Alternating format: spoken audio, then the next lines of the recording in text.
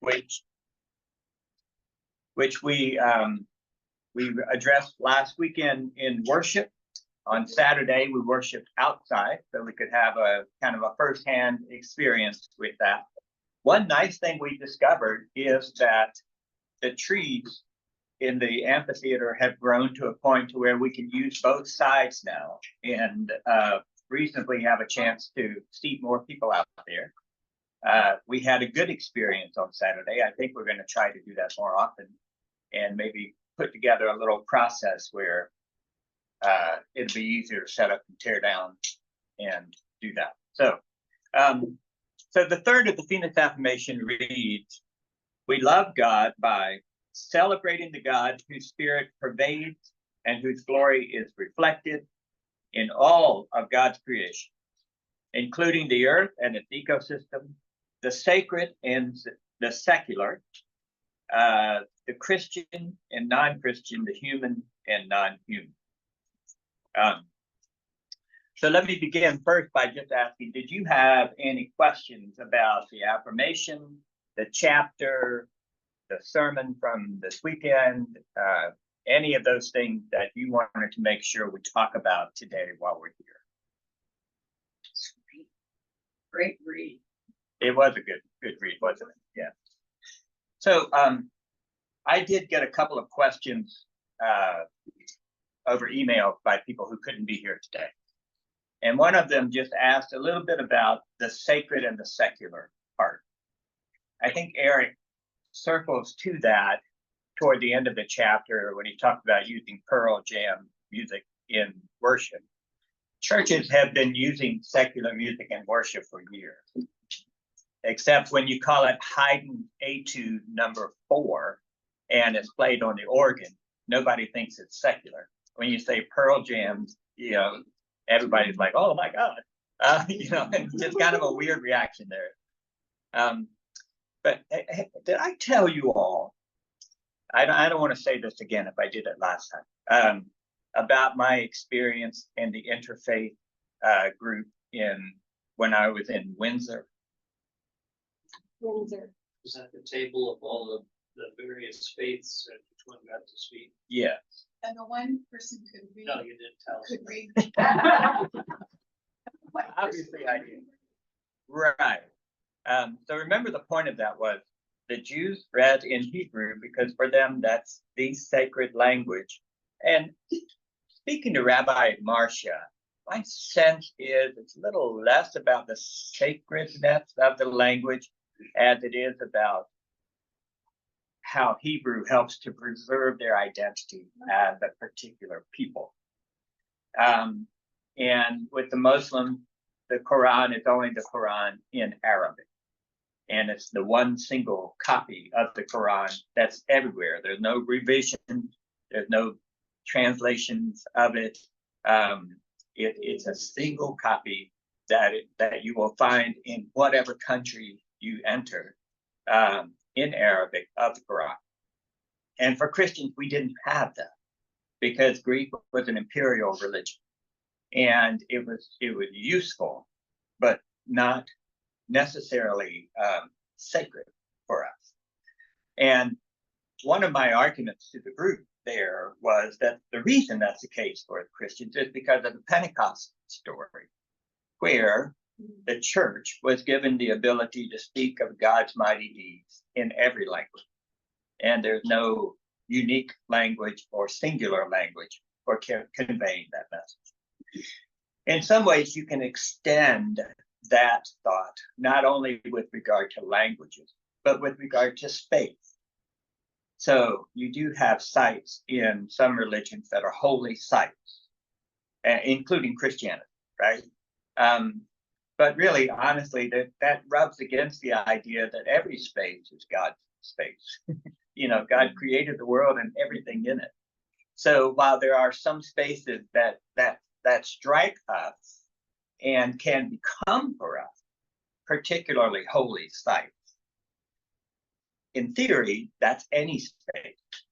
It doesn't have to be the labyrinth or, you know, a retreat center somewhere. It doesn't have to be Iona. So we think of thin places we tend to think of places when really it's the thin part that's important. That could be anywhere. That the phrase thin refers to those spaces where the difference between heaven and earth seems very, very small. So that whole idea of the sacred and the secular, we use those terms heuristically. We use them needing definition. Maybe for this moment, something is sacred, even if generally we consider it to be secular.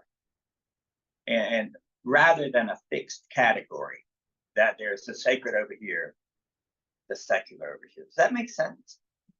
Well, I'm sorry? I said, well, yeah. Yeah, a simple yes would be. So, you'll hear, and I don't know if this is true or not, but you'll hear that a lot of the hymns from Charles Wesley, who wrote 1,000 hymns, and John Wesley wrote a few, they're often set to bar tunes. Lutherans love to point that out, because back in the old days, the Methodists didn't let you drink beer, and the Lutherans reveled in drinking beer. And this was a conversation they had. Oh, well, all the Wesleyans are bar tunes. And they were actually folk tunes before they became bar tunes. So I don't know if the Wesleys were like, hey, let's go to the bar and figure out a good rhythm for this song. But it is true that the same tune might show up in a song about the fatherland, or a song about 99 bottles of beer on the wall, or a song about Jesus loving little children. And the tune itself, in any given time, the lyrics themselves at any given time can be sacred or secular. It's kind of interesting. Shirley, you had your hand. Well, I was just going to say, because I grew up hearing that so much, secular and spiritual, through my own father's pastorate, and then at Pasadena Academy, which was a part of the Nazarene Church. Right. I mean, it was really drilled into you. Yeah. Those things, secular. It's like, don't touch, you'll burn up. Those kind of things. Yeah, so it's a different thing that if you see the entire world as being, in some respects, enchanted with God's Spirit, inspirited with God's Spirit, and so forth, it really kind of, that whole division between sacred and secular really kind of starts to break down. At the same time, I don't want to ignore what people mean by that. Right, there are some things that are just base and kind of appealing to our more baser instincts, and there are some things that really appeal to our better angel. And I think we're just searching for language for how to delineate between those two kinds of impulses inside of us, but it's not the thing itself. So yes, ma'am. I don't want to intrude on your thought process, but how do you? I look at nature as sacred. That's how that's my sacred space. I suppose. Buildings are not necessary. Where did this idea of building these cathedrals and churches and chapels? I mean, are you kind of alluding to that too? Well, I think we can. So the question is, if we look at nature as sacred, and in Patty's words, she sees buildings as kind of unnecessary. These are artifices, right? They're the creation of human hands and so forth. But how is it then that most of the places that we hear of as sacred places are buildings? Chartres Cathedral, all those things. Yeah, even the labyrinth, right? Even our beautiful sanctuary, all these things are humanly made. So in some respect, you're already anticipating next week's affirmation, because one of the ways that we worship God is through to worship that is as artful as it is scriptural. the human arts. This is a beautiful thing. Inspired. Not long ago, we had a visitor on Saturday named Priscilla Eppinger. Sorry. She's a good friend of mine from years back. She's the head of the American Baptist Historical Society. And I asked her to talk during our Life Together thing after worship on Saturday about an article she had written years ago on why we shouldn't use the word stewardship to describe our care for the environment. Now Eric uses it, so that's not something everybody generally thinks about. The reason being, she said, when we think of stewardship, our job is to steward the earth. That separates us from creation. Creation, that thing, we're this thing. And I hear that a little bit in your question. We build because that's what we do. That's our nature. Sometimes anthropologists refer to humans as Homo faber, the tool-making animal.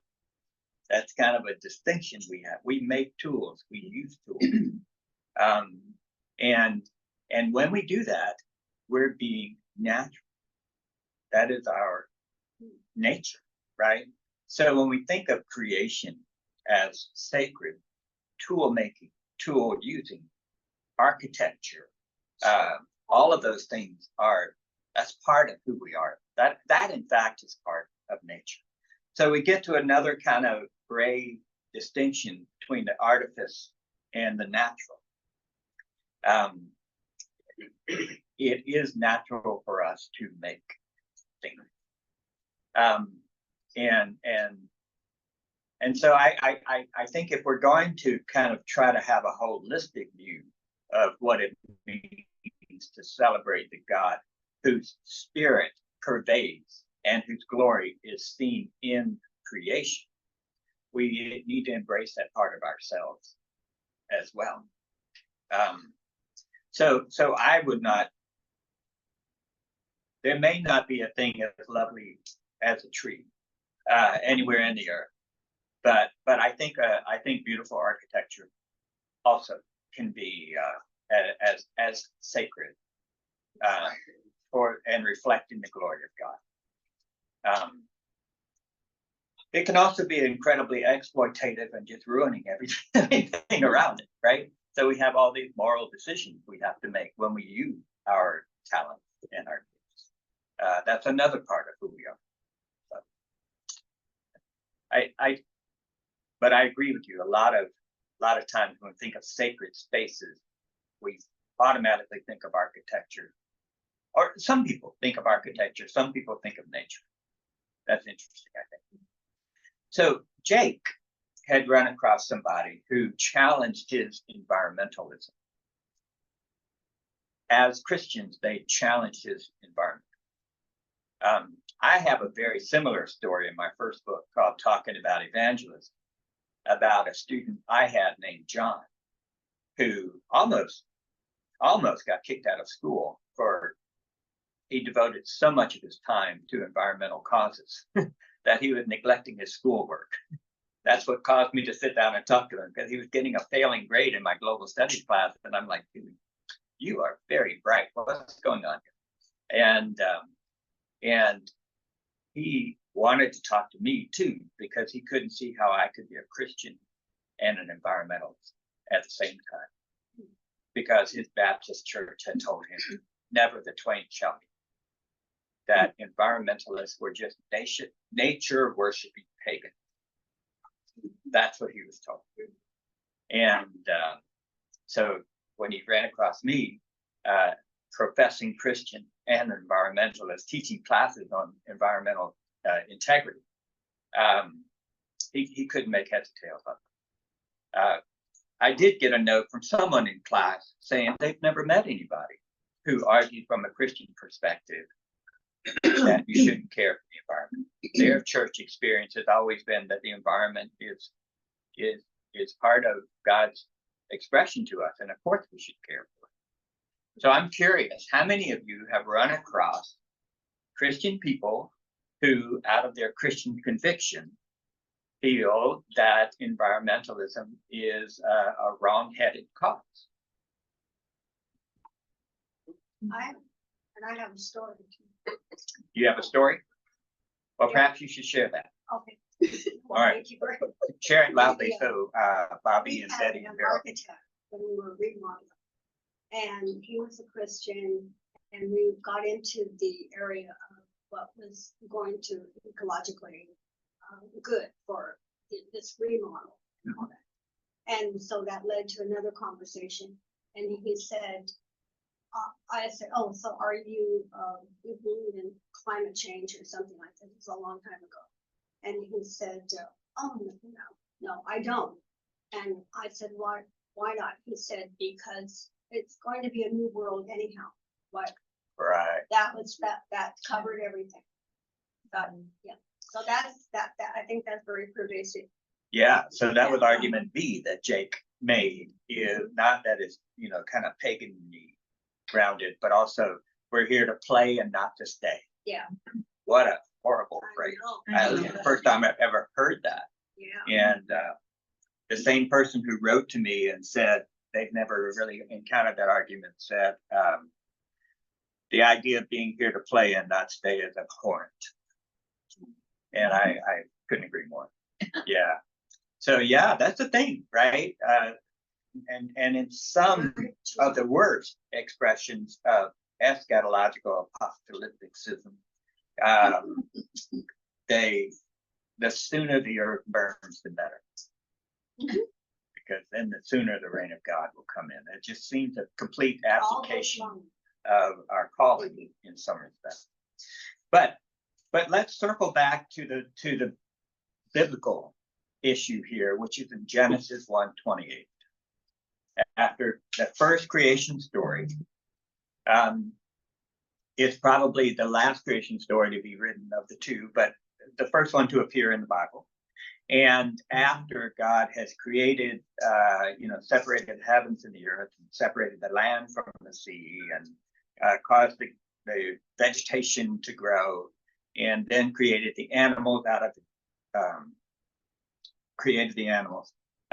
then on the sixth day, God creates humans, male and female. So in this story, God creates them both at the same time, male and female. And then there are these words, right? God blessed them, and God said to them, be fruitful and multiply and fill the earth and subdue it, and have dominion over the fish of the sea and over the birds of the air and every living thing that moves on the earth. That's usually the first scriptural grounding for the human prospect, human need, human propensity, even human desires having higher preference than ecological concern. Because our job is to fill the earth, subdue it, have dominion. Bum, ba-dum, right? So Eric offers a different way of hearing that. Did you catch that in this chapter? How did he describe subduing the earth and having dominion? Where is it? Just simply preparing for our own weakness and vulnerability within the ecosystem. Right. Isn't that interesting?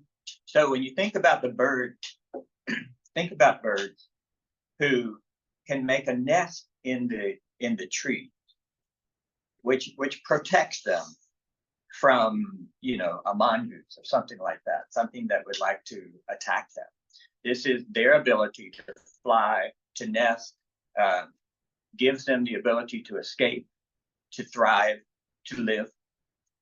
And you think of something like a groundhog or a gopher or something that can burrow down into a hole and escape a larger predator. Think about a snake that can slither into the cleft of a rock. Think about a lion that can bear its claw, a wolf that can use its teeth, and then a crocodile that has the armor that it has. you know, nature is just filled with these capacities for survival, right? This would be the Darwinian argument that this is how evolution happens: is the species built and evolved in order to survive. If you imagine that the creation story is not sitting there at the dawning of the earth, but is written, you know, by human communities, inspired communities, reflecting on the way the earth is, they see that different species have these defense mechanisms, these survival mechanisms. They're not thinking Darwinistically. They're thinking this, you know, this is how these are. This is how they're created. And then you look at humans. We're kind of pathetic. We don't have claws. We don't have, our teeth are just hardly good for anything. I mean, we end up losing them often. We don't have hard shells. We can't fly. I mean, look at a duck. It can fly, it can swim, and it can walk. We got one of those, right? And I mean, we can swim a little bit. We can't survive underwater. We can't. So all of those things, but we survive. We survive. And the story is written in a way to say that humans have an ability not just to survive, but actually to thrive. And we can build in places. We can build. We can establish communities. We can build walls to protect ourselves. We can sleep at night inside these walls with protection. That's really a clever thing that we're able to do. And Eric's interpretation of subdue and dominion is not so much that the earth is fragile and we get to treat it like our little plaything, but rather we're fragile, but we're given this incredible capacity to survive, even with that fragility. And our subduing the earth is our survival mechanism. Something like that. I mean, that's kind of how I read that. And it's the first time I've really seen those words interpreted that way, which really struck me as kind of, it made a lot of sense to me. I don't think I've ever read them like that before. Did somebody have a question? No. Okay. Did you find that convincing, helpful, remarkable, silly? All made sense. It I does think make it sense. made a lot of sense. Yeah. Yeah, put new meaning to that phrase. We're given superior brain power. That's where we overcame the cats and the dogs. We do have a unique kind of brain power for sure. Depending on how you measure it might be superior. Sure. Yeah, I keep trying to figure out a way to keep my rabbits from chewing my plants, and so far they have outsmarted me everything I've done. And I think that's something that the writers are very keen on. Is, you know, this is a unique gift that we have. We're the one writing this book. You know that. The grizzly bear may thrive in nature, but they're not writing this book. We are accounting. We're taking that 30,000-foot view and seeing all of nature and marveling in it. And as far as we know, that's a fairly unique thing that we have going on. and we wrote that verse. And we wrote that verse. So And we're making our way to survive. We can survive. I've always thought, you know, I don't know how you feel about Rudyard Kipling. Some people say he was the literary saint of colonialism. So I should probably read him with a grain of salt. But I love the Jungle Book story that he wrote, and he wrote several volumes of it. And Mowgli, they always talk about how he looks so fragile.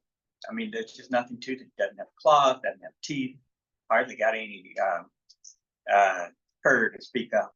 and yet he's very wily, and he finds out ways to survive. And it's just kind of an interesting way of looking at how a human could be thrown into a very, very natural environment and figure out how to survive.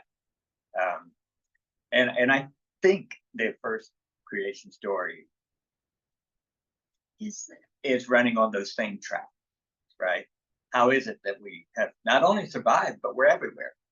And we found ways to trap animals and eat them and use their fur as our covering.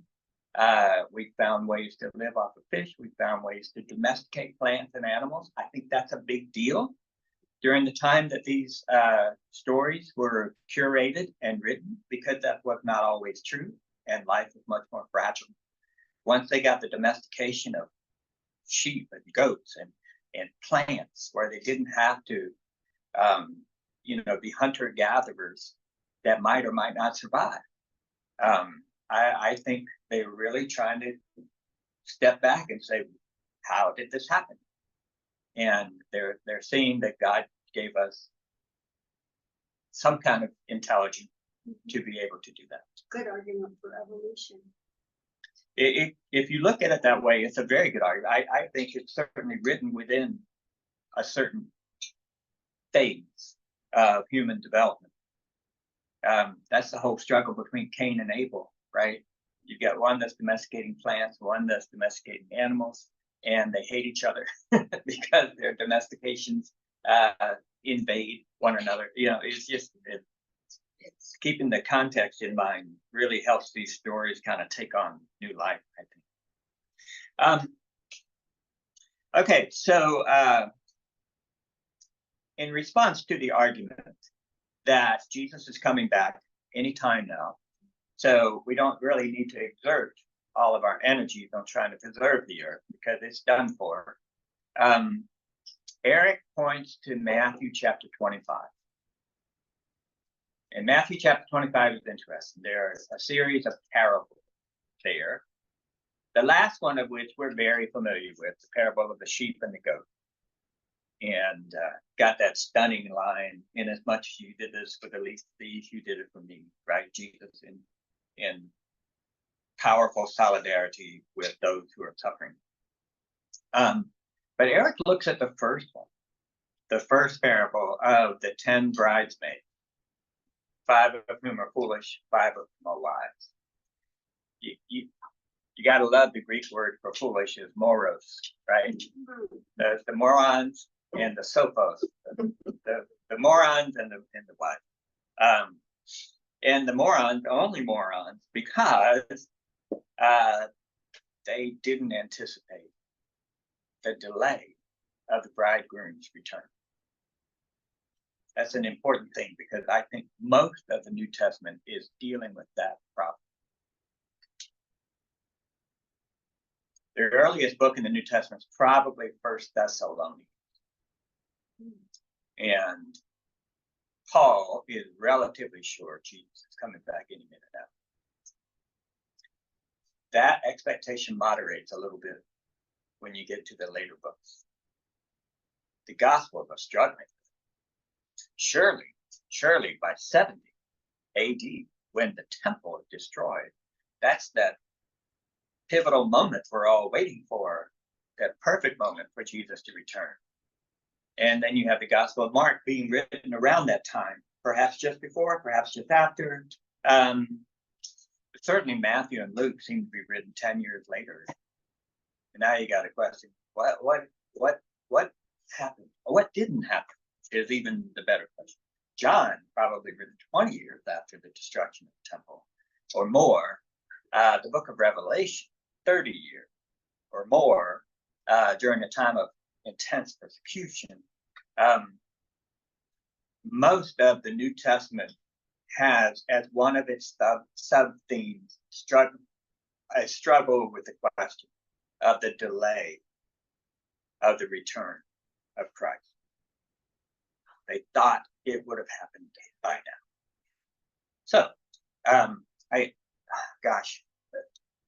think 1st and 2nd Peter which is probably not written by Peter, right? Probably much later because the church has got all these offices and stuff, seems well developed. In First Peter, there's something about don't be fooled, for the Lord will be coming soon, right? There's that expectation. And in Second Peter, well, just because the Lord hasn't come soon doesn't mean he's not coming. Remember, with God, a day is like 1,000 years. Suddenly you have a new mentality. Like, the first time you wrote about this, you didn't say a day is like 1,000 years. It could be a long, long time. You said soon, and you seem to have meant soon when you said soon. Now, I say that because this is a real issue that the church is dealing with. How do you deal with the delay of the bridegroom?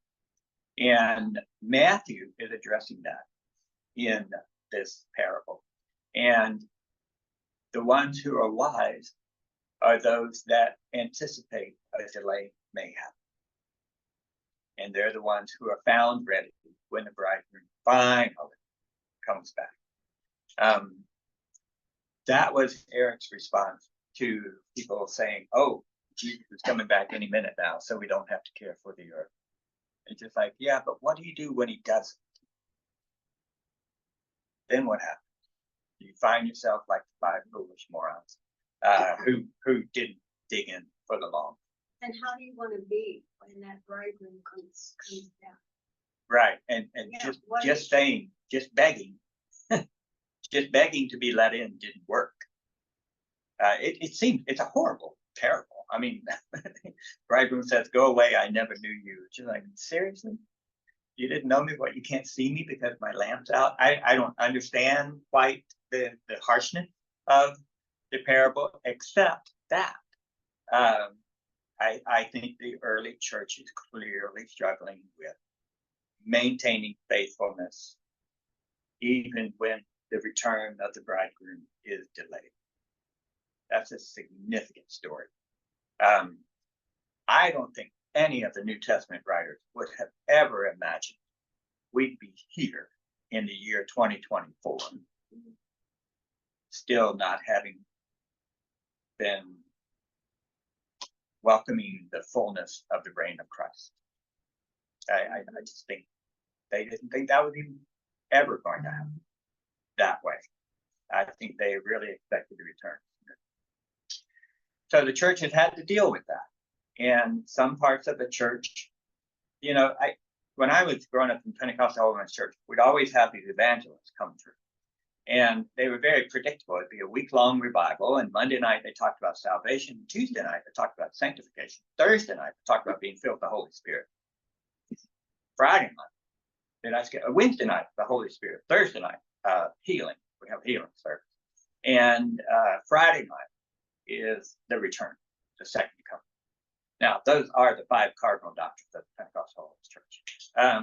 So that's what the evangelists follow pretty much. And, I just remember as a kid hearing one evangelist say that this was a famous gospel singer named Laverne Tripp. He said that a NASA scientist had given this date that all of the planets were going to be in alignment for the first time ever. And that's when Jesus is coming back. And it didn't happen. In case anybody's wondering. A couple of years later, the next evangelist, gives another thing. Usually they always say a NASA scientist. My dad worked at NASA. He looked at me and rolled his eyes like, yeah, whatever. And I had to say, by the time I was in high school, I was really jaded on this.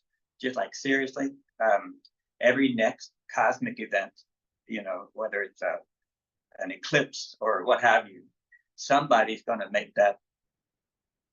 You better be ready. And that was an interesting, what it didn't prepare us for in our discipleship was the long run. If you suggested in your Sunday school class, well, maybe we'll all die of old age. I think you would have been called a non-believer. Isn't that funny? Not funny, but isn't that odd? Okay. Let's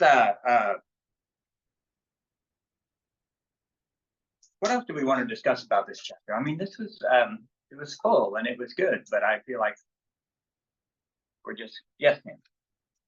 I struggle because I don't see it the way that they're arguing for. I would think if you're preparing for the coming of Christ, you want the world to look beautiful and well cared for, the oceans to be clean as they were when they were created. So maybe I'm already there. I don't understand. I was learning a lot of where maybe the early Christians were, or what other Christians believe. I wasn't raised in that way, where you know, I was raised under the recycling generation. So I think it would be really sad to learn that there are other Christians out there that wouldn't look at the beauty out there and think, not only God inspired, but it's my job to make sure it's there for the next. Right. Yeah. Let me say, I kind of wish I had been raised in your environment in many ways. So that does give us two starkly different ways of thinking about what it means to prepare for Christ's coming.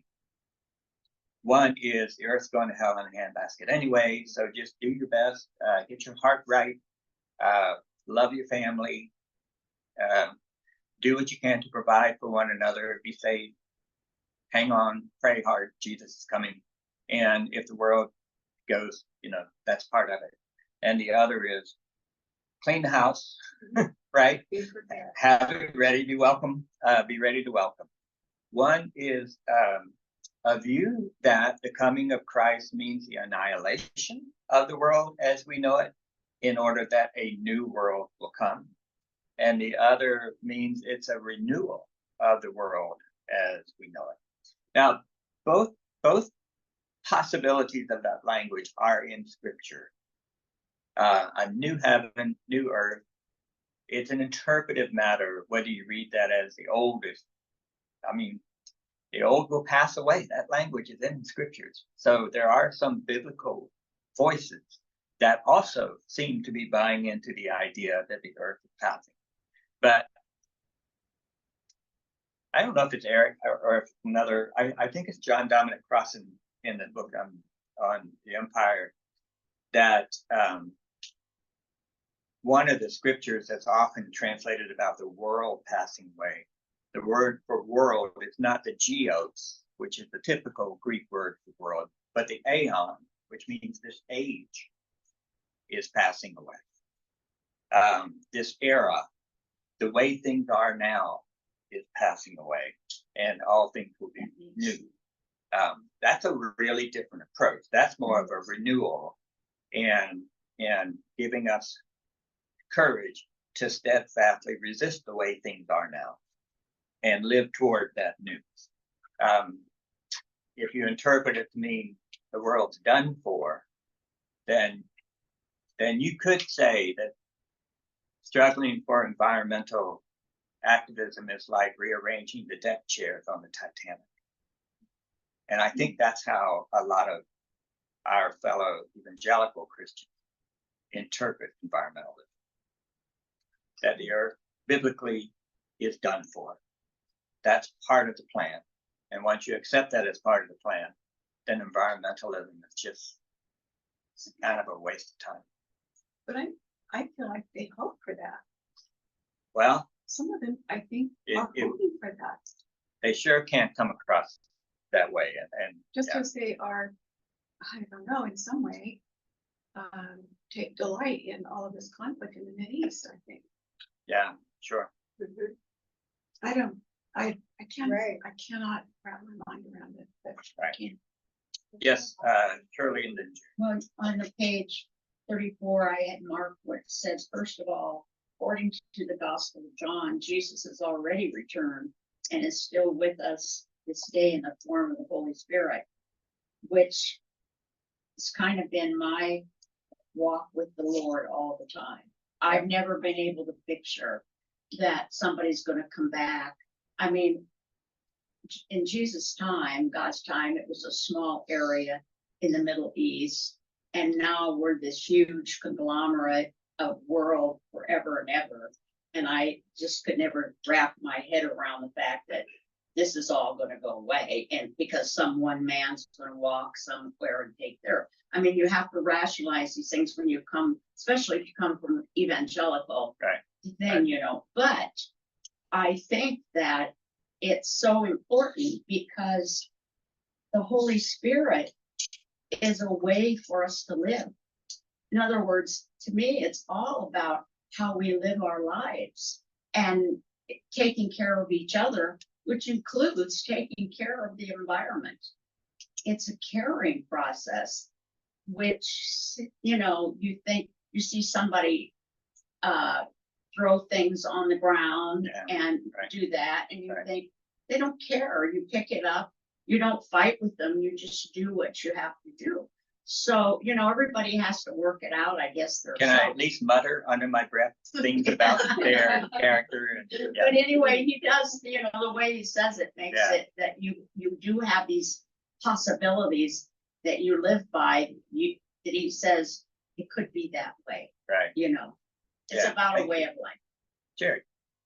Oh, I just was reflecting on the point that he does make before we move on, is that this idea of, well, we know Christ is coming back and it's soon, and so we've got nothing to worry about, and resources are not going to run out. That it's blasphemy, and that struck me, and it also gave me a more comfortable insight into the bridesmaid story, because Christ uses hyperbole when he really wants to make a point. And the point is, you're shut out, I don't know who you are, because it's blasphemy for you to assume to know my mind at that level. It was very interesting in terms of the conflict in the Middle East too. Oh, I could see the Lord at work in this terrible conflict when people are dying. I know that's a blasphemous approach, but at the same time, we're encouraged to know God and all this mystery. But the minute we get to the aha, I know exactly what you're doing, we've seeded our seeking into a controlling, and now it's idolatry, and now we're blasphemous. And that's get this warning, I don't know you. Once you cross that line, I no longer know you. Yeah, that's a great point. Yeah. Let me connect that to a question that Bill Postma asked in the chat, which is a question about the story of the Tower of Babel. I know we want to call it Babel, and we all want to go there and learn languages. Only one B in the middle of it, so I'm thinking should be pronounced Babel, and because I don't want us to think of babbling. This is a story, going back to your question about architecture, right? This is a story of humans building. Let us build probably a ziggurat, which is what on the candles, that holding the candles out there. That formation is called a ziggurat. And the people say, let's build a tower to the sky. And God says, man, if they do this, there's nothing that they can't do. It's a very vulnerable God in that story. It may fit with your view of God, and it may not, but that's how it is in the story anyway. And if they do this, is there anything they can't do? God seems to be talking to the divine council. So God confuses their languages so that they can't conspire together and they gather. So think again, if you think in terms of human history and when these stories might have been told and curated and the wisdom of the story realized, which I think is that inspirational process. And then it's put into scripture.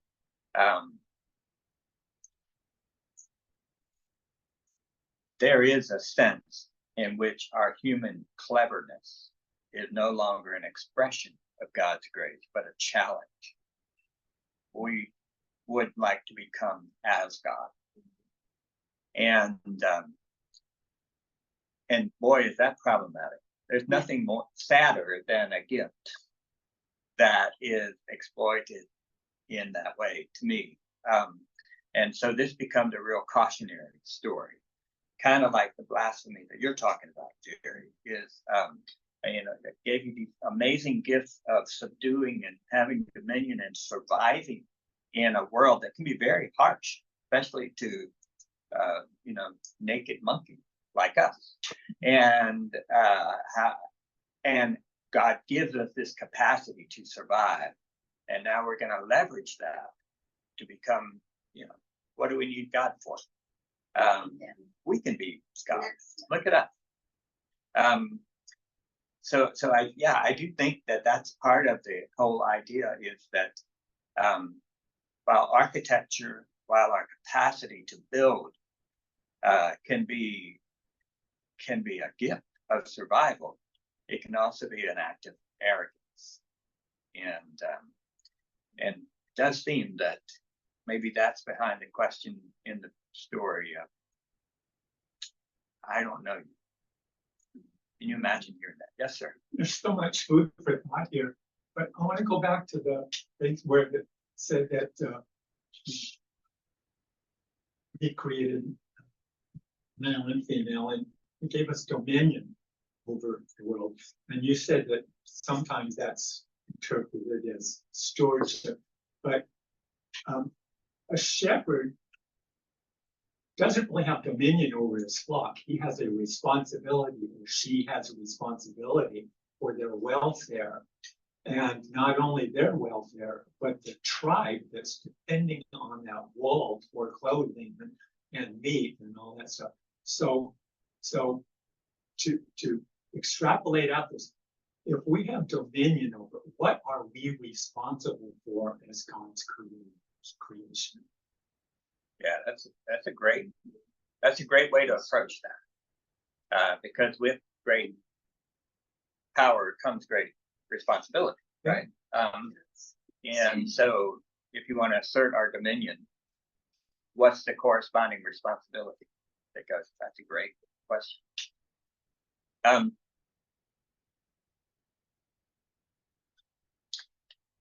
Let me go to a chat and then I'll come back to you. Betty made a point that among evangelicals, there's also a wide opinion here. I use the term evangelical probably slinging around too much. She's thinking of people like Tony Campolo, Ron Sider, comes on, that have for a long time been pushing their churches to be more environmentally minded. Shane Claiborne is a very good example of that. And the way it's usually phrased, and Betty makes reference to this in her comment, is how to rescue the earth without worshiping nature. That's always been the concern of a concern in the Christian community, is the distinction that Paul makes in the first chapter of Romans between the creator and the creation, and exchanging worship of the creator for worship of creation. That's a warning, as it were, and a confusion that a lot of Christian theologians have really tried to make very, very clear. There's the creator, there's the creation.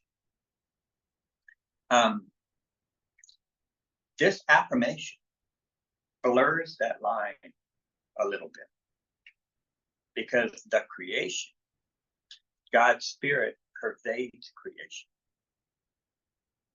So it's not like creator is over here, creation's over here, a separate thing. God's Spirit pervades creation, according to this affirmation. This is why you might like it, might not. And God's glory, which is a thing. It's not just an attribute that we attribute, say, oh my God, God's glorious. No, God's glory is a thing, and it's reflected in nature. So nature is never just nature. It is always filled with God's Spirit and reflective of God's glory or creation. So how do we think this? How do we think this? I think I stop me if I'm driving you crazy, but look at the first chapter of John. first chapter of John. John's a very different gospel than Matthew, Mark, and Luke. And the first chapter is this tremendous, it's the first 17 verses, kind of a philosophical reflection on the logos, which we translate as the word. In the beginning was the word. It sounded so much like Genesis, didn't it? In the beginning, you expect, was God. And John said, in the beginning was the word. It's a philosophical concept from the late first century. And the word was with God. So that means you got the word with God, right? And the word was God.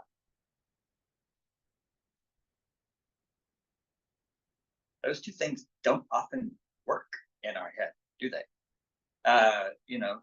I was with you, but I wasn't you. If I were you, then I wouldn't be with you. I'm me, right? It's an interesting thing. So at the same time, the word was with God and the word was God. How does that work? The same was in the beginning with God.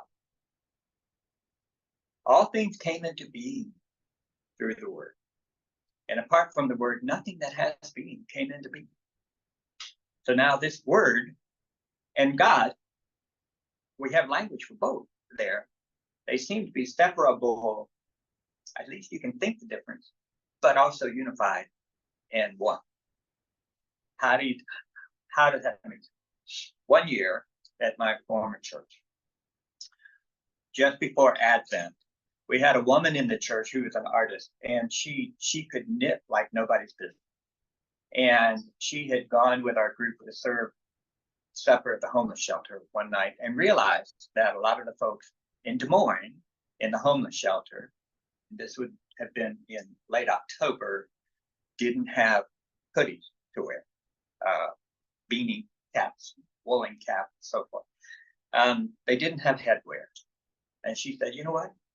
I'll bet we can make enough for all the 110 people who come here. And so they can come for next time we serve in the middle of December. They'll come here, we'll give them a meal, and we'll have hats, and they can pick the one they want. And she said, I'm going to start. And she mentioned that at church. And I said, well, get up and tell everybody. So she got up and made an announcement, said, if anybody would like to do this. Holy mackerel, holy man, we had everybody that wanted to either knit or learn to knit. My luncheon group was sitting there, and there were knitting lessons going on there. We had one guy in the church that could make the fanciest hats you ever saw. And so our theme for Advent was knitting. So how did that work? Well, Jackie didn't have to have a pattern. She just had an idea. I want a hat. I want it to look like this. I want it made out of this wool. I learned so much about the different varieties of wool. And using this pattern and this stitch.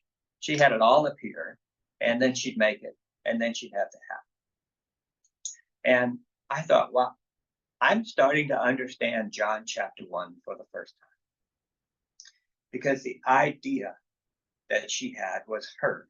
This was Jackie's head, her idea, her brain, her mind, working, conceiving this hat.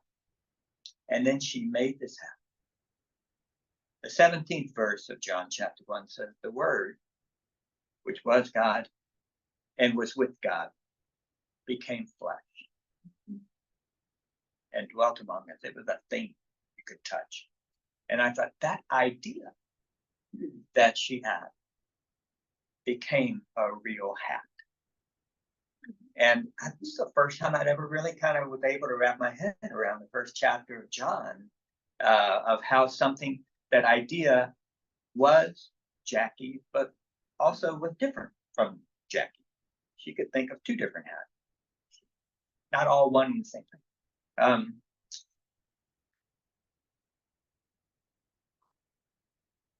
Somehow I started on this story based on something somebody said that I've forgotten. Maybe you, Don. But I think,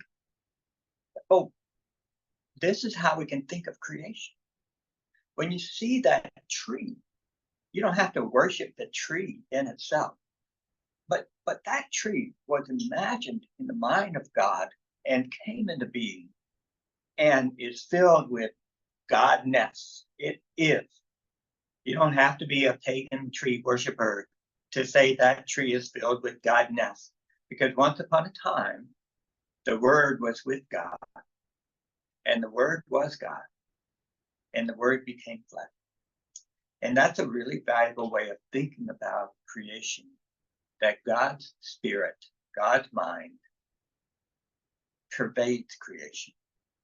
But you will not find anything in creation that is not something that came out of the heart, mind, and spirit of God. And if that sounds like you're worshiping creation, I'm sorry. I think that line, I don't think it's a thick line between the two. The theological distinction is not pantheism, where everything is God, but panentheism, or anything that has being, God is being. Anything that exists, God is existence. And so anything that you see, you are seeing an expression of Godness. Not the fullness of God, obviously, but it wouldn't exist if it weren't for the existence of God. God is the source from which being happens. So I think we'd be better off erring on the side of almost worshiping creation than we do seeing creation as a thing. That whole kind of commodification of creation, natural resource. Yes, there are times we use creation. We should do so thankfully and gratefully and respectfully. But to thingify creation as if there's nothing about it that is sacred seems to me very wrong-headed. So this affirmation is really an attempt for us to try to articulate why it is we value the environment, creation, why it is we are concerned about climate change, why it is we advocate for better stewardship as Christian, not despite being Christian. And I hope it helps you find articulation for those feelings you have inside. Any final questions before we're about at the end of our hour? Okay, this is a chapter that I'm going to reread many times, because I do think it's full of suggestive ideas in a lot of different directions, and I'm not sure that I've comprehended the whole at this point. I think you could tell that story about the knitting in a sermon sometime. You think? I do. All right. How many hats did you make? Oh, we ended up with about 400. Oh. Yeah. And then for Advent decorations, we found these different types of models that we knitted sweaters, put on them, had scarves hanging over them, and hats, stuff like that. We ended up making scarves, hats. It was crazy. And people just got to take 3 or 4 when they came to the shelter, because we didn't know what to do with them. So anyway, I have pictures. I'll share them with you sometime. All right. Thank you, everybody. I appreciate you hanging in there. I always come out feeling like I talk too much. This coming weekend, our next affirmation is about how we worship God using in ways that are artful.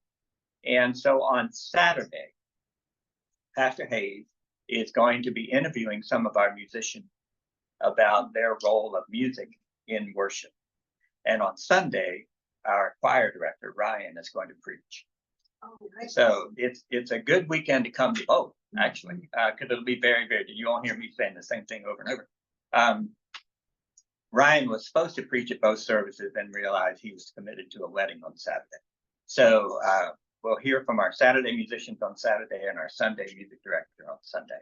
And then Ryan will lead this discussion next Wednesday. So I think you're in for a good time. All right. Thank you, everybody. Thank you.